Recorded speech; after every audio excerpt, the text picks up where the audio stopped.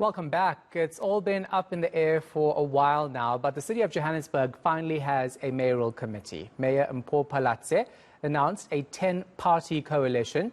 Now, with weeks of negotiations behind us, the real work obviously begins. Let's hear from Mayor Phalatse on what her main focus areas will be and how she got to this agreement. So you have the biggest coalition to run a city in democratic South Africa. How solid is this agreement and how's it going to work? The agreement is quite solid. You know, this has been the culmination of weeks of lots of hard work by our national leadership as well as national leadership of the various parties involved in the coalition. We have really learned from our past experiences. We make sure we don't repeat mistakes that we've seen in the past. So I'm quite solid. The coalition on the executive side is representative of 5 parties, but it is backed by 10 parties in total. There will be a press briefing soon to talk to who the rest of the parties are and what the contents of the agreement are. Okay, I'm going to get to the rest of the parties in a moment. So right now you have Action SA members, 3 I think, 1 IFP member and 1 ACDP member leading different portfolios. Let's talk about how difficult it was to reach the agreement given the different visions that these people might have, obviously from different parties. Or have you resolved to look and run at things the same way with one vision? Well, you also have the Freedom Front Plus. So we've got 4 for the Democratic Alliance, 3 for Action SA, 1 for the Freedom Front Plus, 1 for the ACDP, and 1 for the IFP, making it 10 political parties. What we looked at was really alignment in terms of values and principles generically. We will still get into a lot of detail around how we want to run the city. But as long as we've got that alignment, we're sure to find each other quite easily. There's always agreement around basic issues like basic service delivery, zero tolerance to corruption, transparency, honesty, good governance principles. So everyone is satisfied, everyone feels like they're a part of decision-making processes. It's going to see us through to the end of this term. We want to run the full 5 years, and that is more important than having a majority. In terms of how we're going to work, it's again, you know, through listening, managing diversity, listening to each other, having room for compromise and finding common ground. That's how we're going to function. I don't believe that we will be voting on things at every turn. I mean, I was an MMC from 2016 to 2019, and only once do I remember the MMCs actually voting on anything. There are so many ways to reach agreement. And even then, we had the IFP, if you recall, in the housing and transport portfolio in the beginning, and towards the end, we had the IFP in the one and we had the ACDP in housing. But even in that setup, we had great agreement because we spoke about things, we discussed things, each one was allowed to air their views, and then we leaned towards what made the most sense. Yeah, and then of course this time around though you have Action SA with a leader who many would argue is disgruntled with the Democratic Alliance and has been making these talks a bit difficult because you've been going back and forth in terms of the positions and agreements. How do you make sure that that relationship with Maya Mashaba and his team is not going to derail things? Well, you know, if you look at the Action South Africa candidates that are part of the MMC committee, Funzi Ngobeni was a fellow MMC with me from 2016 to 2019. We worked very well together, and I believe that that will continue.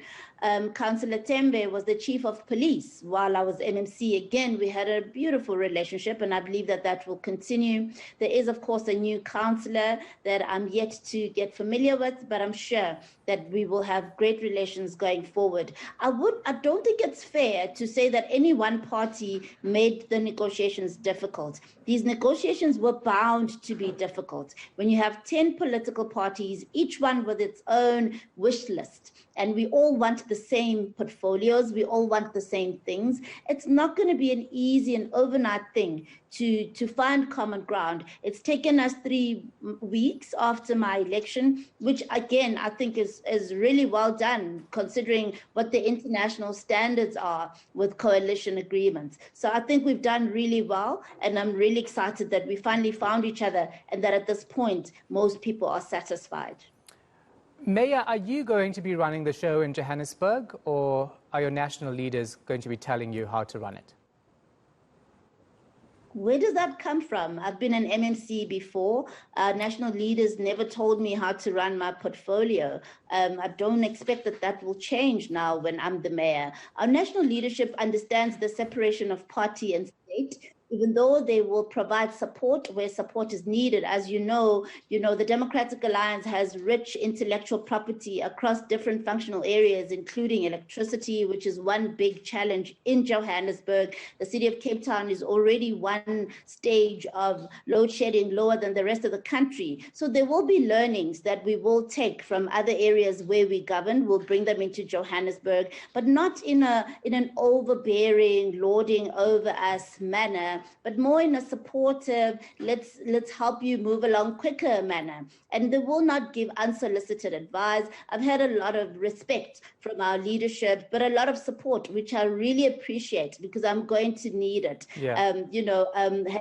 As an example, led a 7-party coalition in Cape Town and did wonderfully. So yes, I would want that advice, but I would not view it as them lording over me, no. Yeah, of course, it comes from history, doesn't it? Because Maya Mashaba says that Helen Zille and the national leadership tried to interfere when he was mayor and told him where to spend money and where not to spend money.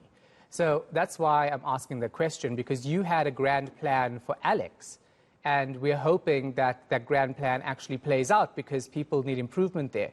You also were accused last week of being Eskom spokesperson instead of going to the Soweto community who has concerns about electricity. So, that's where that question stems from. And I'm just trying to figure out how you are going to manage the situation as mayor and whether your vision for the city is going to play out. I've always disagreed with Mr. Mashaba's account of what happened between 2016 and 2019. We spoke extensively about our different views of what actually happened, and it's not something I wish to go back to. We're one team now, and we need to work together behind the same vision.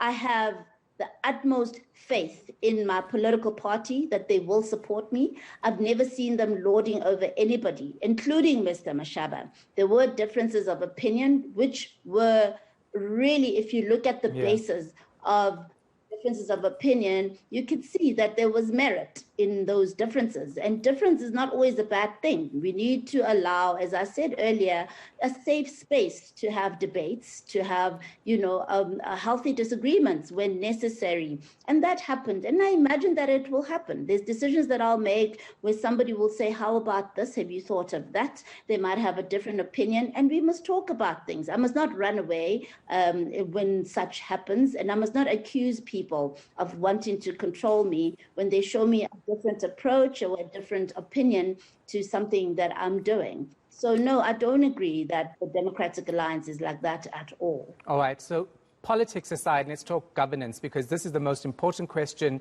for any resident of Johannesburg. Like in Cape Town, what is going to happen so that we do not have to endure so many hours of load shedding in Johannesburg? I spoke to the previous administration, the ANC's administration, about this a couple months ago. They said it was going to happen, but it'll take time. What's your plan in that regard? Well, we've actually made some headway in the last 3 weeks. We're looking at opening up for greater participation by independent power producers. That's something I spoke extensively about even in the campaign. What you need to do to offset load shedding is you need to increase your capacity. When you have adequate capacity, you don't need to be load shed. Now, to increase capacity, we already have in Johannesburg city power supply areas. We've got Eskom supply areas. City Power gets their supply from Eskom and Calvin only. We need to now allow more players into the space. It will fast track us in terms of increasing capacity. But what it will also do is it will stimulate competition and hopefully also end up lowering the cost of electricity in Johannesburg. It will again have the effect of offsetting load shedding. So we've started, I've had several meetings with City Power. I think the last 3 weeks, they're the one entity I've spent the most time with. And we've started rolling out plans, which we will soon announce.